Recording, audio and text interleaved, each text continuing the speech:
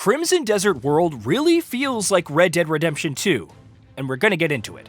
Pywel's an interesting place, full of mysteries, interesting stories, and a vast swath of explorable land that can have you spending a lot of time with Crimson Desert. It's kinda like Red Dead Redemption 2, isn't it? Crimson Desert is quite emphatic about Pywel's size and scope, presenting it as an open world that you're going to spend a lot of time in.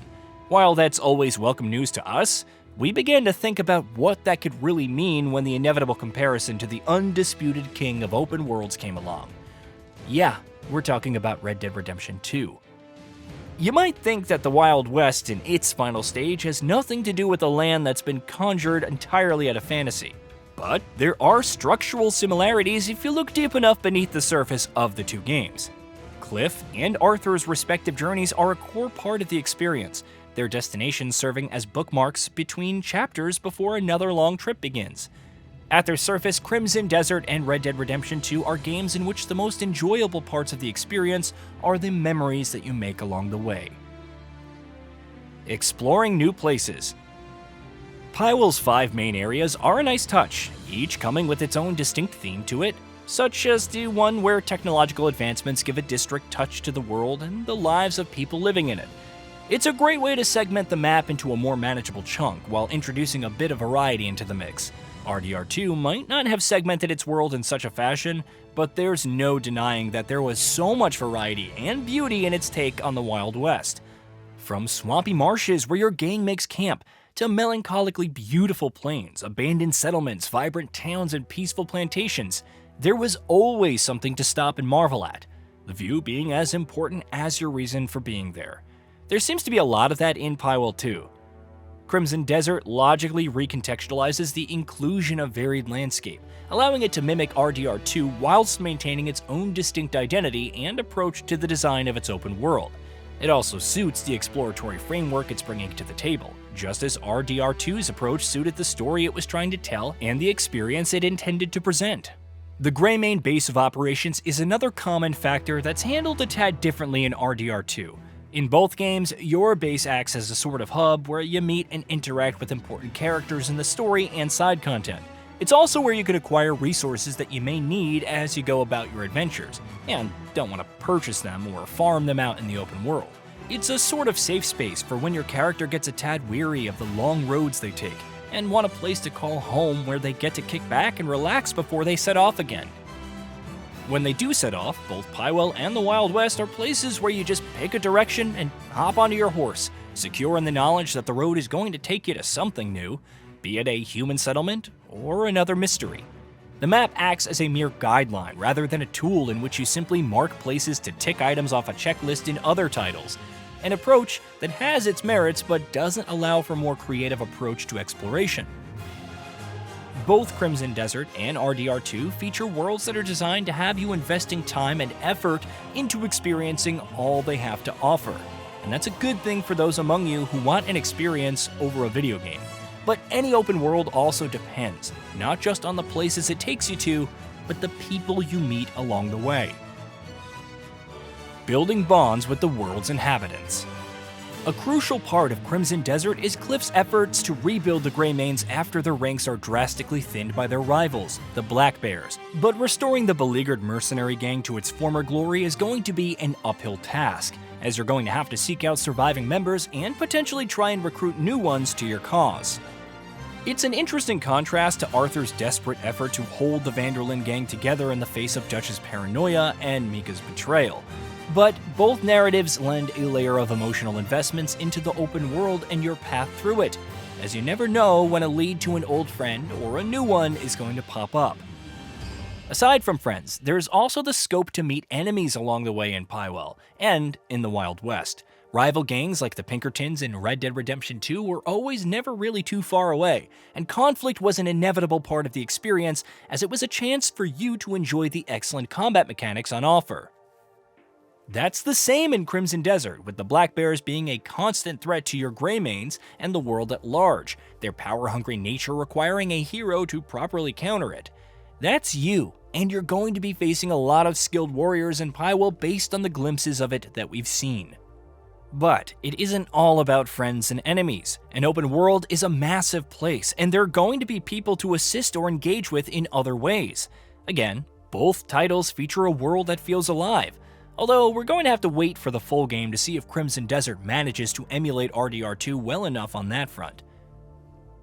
But what's certain is that engaging with the locals in any given area is going to give you a plethora of things to discover, with activities ranging from life-changing or mundane based on who you talk to.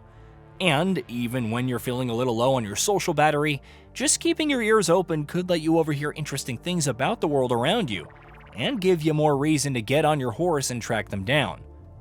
Both games really shine on that front, as they do in terms of how illegal actions are similarly structured to draw attention to your character and have the legal system try to intervene.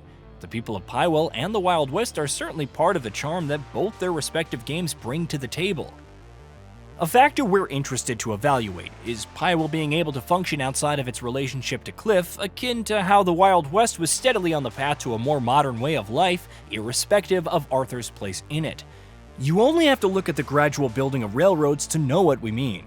Could Pywel feature structures under construction that gradually get completed even if Cliff is halfway across the map? Could NPCs have actual lives like the mad scientists in RDR2? We're very eager to find out. But while we wait, there's another point of intersection between Crimson Desert and RDR2. The stuff you get to do in the open world. Keeping a hero busy. What do an outlaw in the Wild West and a mercenary in Pywel have in common? A lot of what they do can be counted as busy work, but is essential to their success. Cliff's fate seems inextricably tied to Pywel and the Greymanes. The narrative does a good job of weaving him into the open world's very fabric, while the open world has you treading its vast landscapes in his shoes to the extent that it's going to be unlikely to find a place he hasn't visited once you have a sufficient amount of time with the game. He's invested in its prosperity not because he's programmed to be, but because the game gives us as many reasons as it can to feel an emotional connection with the land and its people. Arthur's story was similarly woven into RDR2's world, making his travels feel not only immersive, but authentic.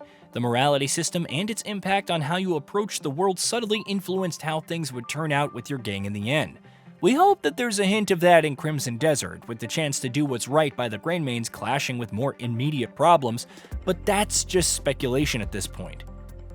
There's also the way in-game economics makes you engage with the world around you to gather resources or go after hard cash to either purchase them, or perhaps find ways to produce them with suitable investments into skills or unlocks. Self-sufficiency is very much a possibility, with both games sharing systems that allow you to find ways to make anything you need, such as hunting, fishing, and through good old-fashioned farming via exploration.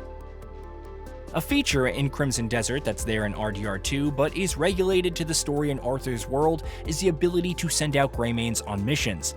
Arthur was only joined by his fellow gang members in scripted stories, but Crimson Desert builds on that beat to make you truly feel like you're leading the Greymanes, a facet of the experience that adds to how immersive it can get.